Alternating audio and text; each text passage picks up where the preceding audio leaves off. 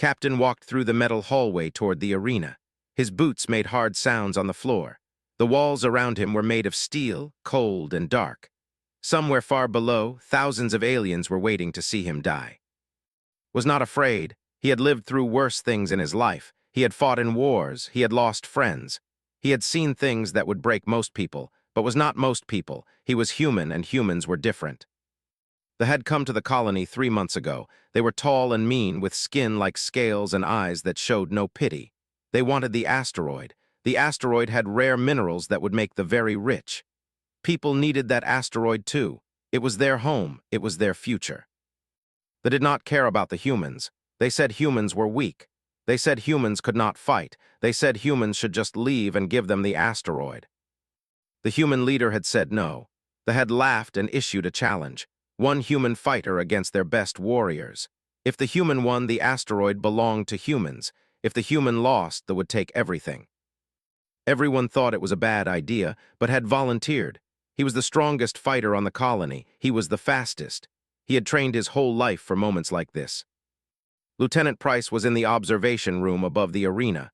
She watched through the camera system. She did not want him to do this. She had told him it was stupid. She had told him he would die, but had said nothing about that. He had just smiled and said he would be fine. Watched as reached the arena entrance. The doors were huge and made of dark metal. They opened slowly and light poured in from the arena beyond. Took a deep breath and walked through. The noise hit him like a physical thing. Thousands of aliens were screaming and shouting. They were jumping up and down.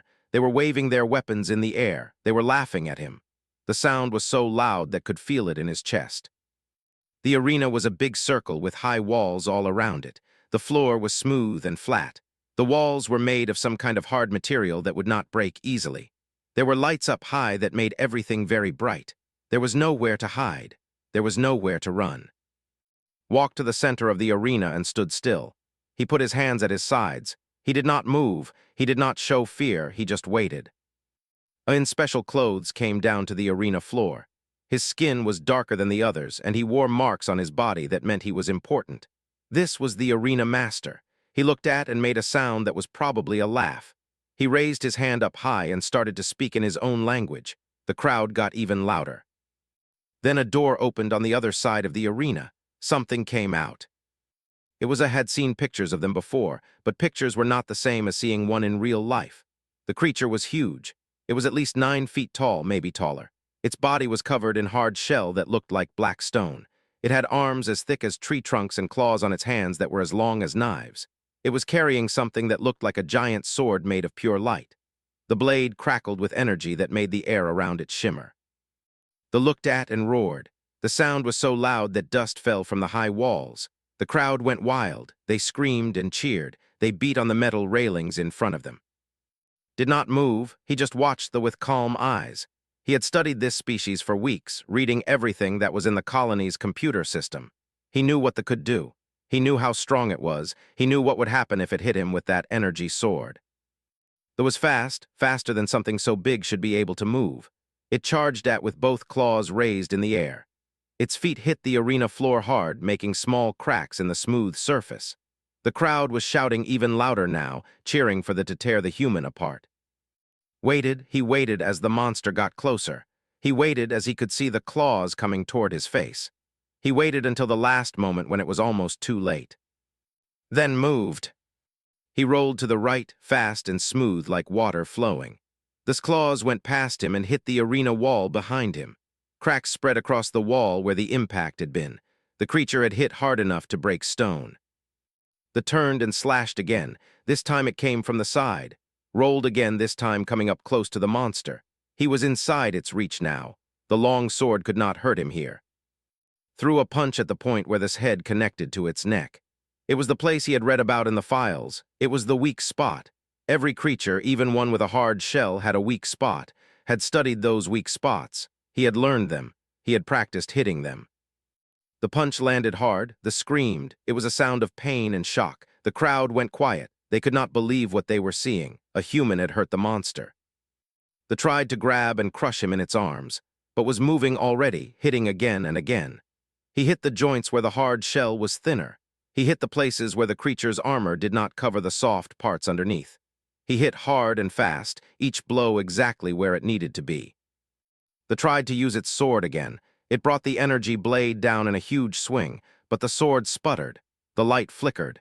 The energy that was supposed to make it deadly went out. The looked down at its weapon in shock. It tried to turn it on again, but nothing happened. The blade was dead. Did not waste time thinking about why. He moved fast and hit the monster in the place that would finish the fight. The dropped to one knee. Then it fell on its side. It was not dead, but it could not fight anymore. The arena master raised his hand. The first fight was over, was still standing. The crowd did not cheer. They were silent. They did not understand what had just happened. They had brought a monster that should have been unstoppable, and a human with no weapons had stopped it anyway. The second opponent was different from the first. It was smaller, maybe only 7 feet tall, but it was made of something that was not solid. The creature seemed to be made of light and energy that was held together in the shape of a body. It was a species that could change its form and move faster than most eyes could follow. Took a few deep breaths. His left shoulder was cut from the fight. His arm was sore from blocking attacks. But his bones were not broken. His body could still move. His mind was still sharp. The oar floated down to the arena floor. There was no sound when its feet touched the ground. It was carrying a weapon that looked like a rod made of clear crystal.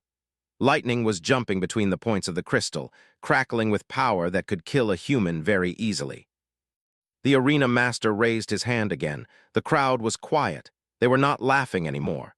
The other aliens in the stands were talking to each other, making sounds that showed they were confused and worried. They had expected this to be easy, but it was not easy anymore. The oar moved. It was so fast that almost did not see it move at all. One moment it was on one side of the arena, and the next moment it was right next to, its crystal weapon coming down toward his head. Jumped backward and to the left. The crystal weapon hit the ground where he had been standing. The impact sent cracks spreading across the arena floor, and blue energy jumped from the weapon into the cracks. The energy burned anything it touched. The oar attacked again. It was everywhere at once. It was in front of him, then to the side, then behind him. It was moving in ways that did not make sense. It was hitting from angles that should not have been possible. Defended himself, blocking the attacks with his arms and hands. But the crystal weapon was burning him. Each time he blocked, his skin hurt. Each time the energy touched him, it burned like fire. He needed to change his plan. He could not block this weapon. The pain was too much. The energy was too hot. Stopped trying to block. Instead, he moved away from the attacks. He ran. He jumped. He twisted his body in ways that let the weapon pass without touching him. He was not as fast as the oar, but he was smart. He could read the patterns of the attacks. He could predict where the weapon would go next. The oar was getting frustrated. It was used to fighting things that tried to fight back with strength. It was not used to fighting something that was smart and fast and refused to stay still. Then the crystal weapon started to break. Small cracks appeared in the clear crystal. The lightning became unsteady. It jumped around like it did not know where to go. The weapon was falling apart. The oar looked down at its weapon in shock. It tried to hold the pieces together, but the crystal crumbled in its hands. The lightning energy faded and died. Did not stop moving. He closed the distance between himself and the oar fast and hard. The alien creature tried to phase away to change its form and escape. But something was wrong. Its body was not moving right. It was freezing in place instead of flowing like energy. Struck at the center of the creature's energy form. The oar tried to move, but it could not. Its body stopped glowing. Its shape became less clear. It fell to the ground and did not move again. The crowd was completely silent. There was no noise at all from the stands. They were standing up from their seats. Some of them looked scared. Others looked angry. All of them looked confused. Was bleeding from many places now. The burns on his arms were red and painful. His whole body was aching, but he was still standing. He was still alive. An alien who looked like a doctor came into the arena. It moved quickly, checking injuries. It made strange sounds, possibly asking if he was okay, just nodded. He could keep fighting. He had to keep fighting. The doctor left the arena. The arena master looked down from his high seat. He was talking into a communication device, probably calling for the next opponent. The crowd was starting to make noise again, but it was different from before. It was not the sound of joy. It was the sound of tension and worry. Walked back to the center of the arena and waited. His breathing was controlled. His mind was clear. He was ready for what came next. The doors on the far side of the arena opened again. This time, a warrior came out. It was the biggest one yet, taller and stronger than any of the others had seen. It was carrying weapons that looked very advanced and very dangerous. The alien was carrying a shield that glowed with energy. It was also carrying a weapon that looked like it could shoot fire or death. The weapon was called a plasma rifle, and it could vaporize a human body in seconds. The warrior looked at and made a low, growling sound. It was a sound that meant the alien was ready for real fight. It was a sound that meant it would not be fooled like the other two had been. The arena master raised his hand one more time. The third fight was about to begin. This one would be the hardest yet. T the warrior stepped forward with heavy feet that shook the ground. It was wearing armor that was dark and mean-looking. The armor had spikes on the shoulders and sharp edges on the arms. It was the kind of armor that was designed to hurt and cut anything that got too close. The warrior raised its plasma rifle and pointed it at. It did not wait for the arena master's signal. It pulled the trigger. The plasma blast came at like a ball of fire and death. It was fast and hot and filled with power that could burn through metal, had no way to stop it. He had no way to block it. He had no weapon to throw at it to knock it off course. He had only one choice. He had to move. Threw himself to the left and rolled across the arena floor. The plasma blast passed through the space where he had been standing just a moment before. It hit the arena wall behind him and made a hole the size of a human head. The metal wall around the hole was still glowing with heat. The fired again and again. Each blast was faster than should have been able to avoid, but was already learning. He was already reading the patterns. He was already predicting where the shots would come from. He moved in a way that was not straight. He twisted and turned. He jumped and rolled. He moved like he was dancing instead of fighting. Each movement was just enough to avoid the blast coming at him. Each jump was perfectly timed. The crowd was on their feet now. Even though they were standing up and watching. They had come to see a human die. Instead, they were seeing something they had never seen before. They were seeing a human move with speed and skill that was not supposed to be possible. Then the plasma rifle made a strange sound. It was a sound like something breaking. The rifle started to shake in the warrior's hands. The energy inside the weapon became unsteady. The plasma started to fire in the wrong directions, shooting off to the sides and into the ground. The warrior looked down at its weapon in anger and confusion. It tried to aim again, but the rifle would not work right. The metal around the barrel was getting hot. Smoke was coming from the weapon. It was breaking apart. The warrior threw the broken rifle away and pulled out a shorter weapon that looked like a smaller gun. It tried to shoot with this weapon too, but the same thing happened. The weapon started to break. The energy inside it became wild and uncontrollable. The shorter weapon exploded in a burst of blue light and fire. The warrior screamed in pain. Its hand was burned. Its fingers were black and smoking. It dropped the broken weapon and looked at with eyes full of rage. The warrior activated its energy shield. The shield became bright and strong around its body. It was a shield that could protect against most attacks, but was not planning to attack the shield. He was planning to take it away. The charged at with a roar that echoed across the entire arena. It was moving fast, moving with all the strength and power of a 7-foot-tall alien that weighed more than 300 pounds. It was moving like a bull charging at something that had made it angry. Waited, he stood still and let the come toward him. The crowd was making noise, screaming and shouting. They thought was going to die. They thought the warrior would crush him like an insect. But had learned something from fighting He had learned something from fighting He had learned that the best way to defeat an opponent was to use their own power against them. When it was close enough, moved to the side and grabbed the warrior's arm. The shield was connected to the warrior's body through a device on the arm, pulled hard and twisted at the same time. The device broke. The shield fell away. It was now moving forward with all its power and weight, but there was nothing to stop it or control it. It could not slow down. It could not turn. It could not change direction. Let go and jumped out of the way. The smashed into the arena wall with a sound that was very loud. The wall cracked and broke. Dust fell from the ceiling. The warrior fell to the ground and did not move. The arena was silent. The in the stands were not moving. They were not making any noise. They were just staring down at the arena floor where the big warrior was lying. Stood in the center of the arena with his hands at his sides. He was breathing hard. His whole body was in pain. There were burns on his arms and cuts on his shoulders and chest. His uniform was torn in many places, but he was still standing. The arena master came down from his high seat. He walked slowly to the center of the arena where was standing.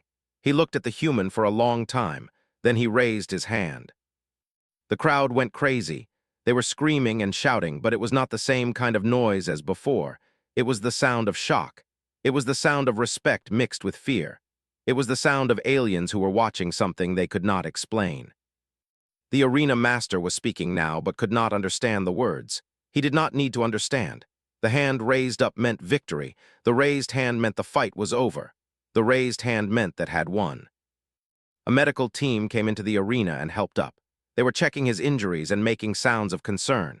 One of them was putting something cold on his burns to make them hurt less. Another was putting cloth on his cuts to stop the bleeding. Lieutenant Price was still in the observation room above the arena. She had been watching everything through the camera system. She had seen fight all three opponents. She had seen him win against creatures that should have been able to kill him easily. She had seen something that should not have been possible happen right in front of her eyes. But was smart. She was the science officer for the colony, and smart people ask questions. Smart people want to know how things work. Smart people want to know why things happen the way they happen. Something was wrong. The weapons had all broken at the same time. The plasma rifle had stopped working. The crystal weapon had crumbled. The energy shield had fallen away. It was not normal. It was not an accident. Something had made these things happen. Started to move through the computer system of the arena. She looked at the power systems. She looked at the control systems. She looked at the weapons management systems. She was searching for something, though she did not know what yet. Then she found it. The power cells for all the weapons had been changed. Someone had replaced the normal power cells with faulty ones. Someone had put in power cells that would work fine at first, but would fail after a short time of use. Someone had planned this. Looked at the access logs. She looked at the records of who had touched the systems in the last few days. Then she saw a name that made her stop and think. Commander Seth Hart, the weapons specialist, the man who took care of all the military equipment on the colony. Ran through the hallways toward the weapons storage area. She needed to talk to Seth Hart. She needed to know what he had done and why he had done it.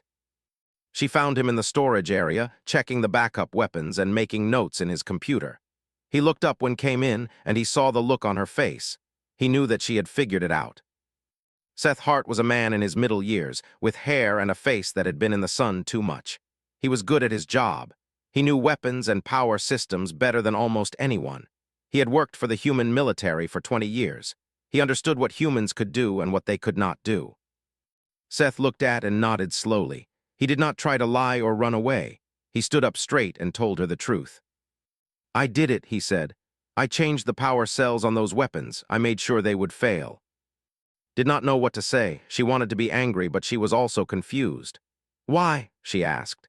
"You could have helped by giving him weapons to use. You could have made this fair. Instead, you sabotaged the other weapons." Seth Hart put down his computer and sat down on a bench. He looked very tired. "I had to think about what was right," he said. "If had used weapons, they would have said we were cheating. They would have said we were not strong enough to fight them fair. They would have used that as an excuse to take what they wanted." He stood up again and looked at with eyes that were very serious.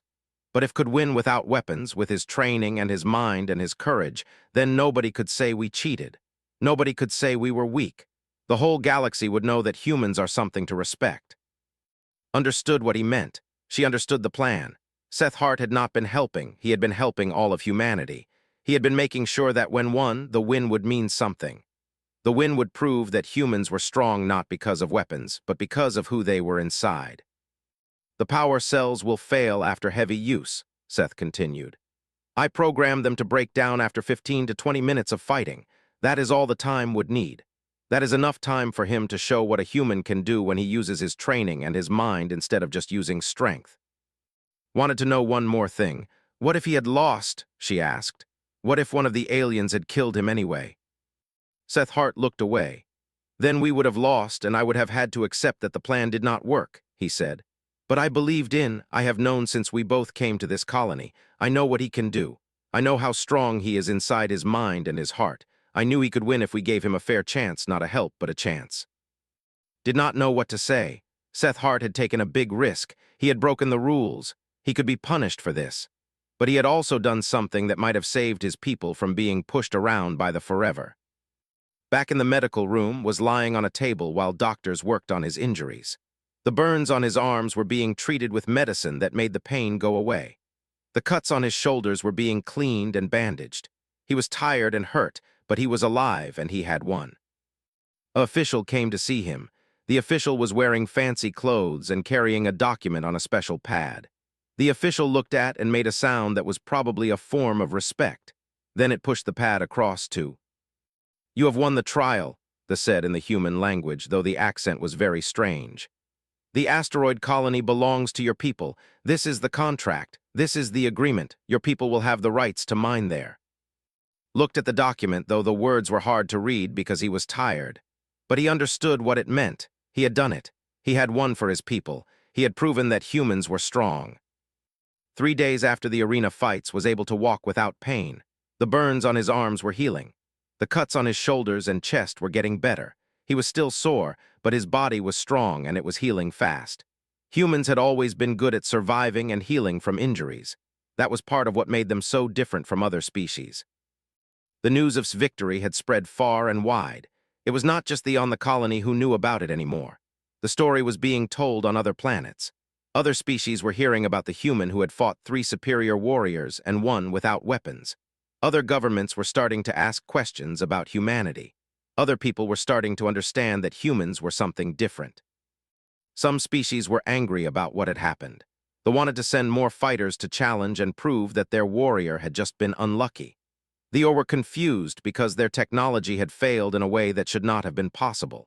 They were trying to decide if they should be angry or if they should try to be friends with humanity. But on the colony, things were very different. Was a hero. People wanted to talk to him. People wanted to touch his hand. People wanted to tell him that they were proud of him. Humans who had been afraid before were now standing up and speaking louder. Humans who had thought they were weak were now thinking about what they could do. Commander Seth Hart was called into a meeting with the colony leader, David Cooper. The meeting took place in a room with walls and a table that was very long. David Cooper was older, maybe 60 years old, with white hair and a face that looked kind but also serious. Seth Hart thought he was in trouble. He thought the colony leader would be angry about what he had done. He thought he would be punished for changing the weapons and breaking the rules. But David Cooper did not look angry. He looked thoughtful. He sat at the long table and looked at Seth for a long time without saying anything. "What you did was against the rules," David finally said. "You changed equipment without permission. You interfered with the arena systems. You could have gotten killed instead of helping him win." Seth Hart nodded. He did not try to excuse himself. He did not try to make excuses for what he had done. "But you did something else too," David continued. "You believed in your people. You believed that humans were strong enough to win even against the odds. You took a risk because you understood that sometimes taking risks is how we survive and grow as a species." David Cooper stood up and walked around the table. He stood in front of Seth Hart and put his hand on his shoulder. "You will not be punished," he said. "Instead, you will be given a reward. You did what you did for humanity, and that is something that should be honored, not punished." Seth Hart felt tears come to his eyes. He had been prepared to lose his job and maybe go to prison. Instead, he was being thanked. Instead, he was being honored. He understood that what he had done was right, but he had not expected to be treated this way. The asteroid colony became very busy after that. Human mining equipment was brought in and set up. Humans started to dig into the rocks and pull out the rare minerals that were so valuable. The work was hard, but the humans worked together and they did it well. They worked with efficiency and strength and purpose.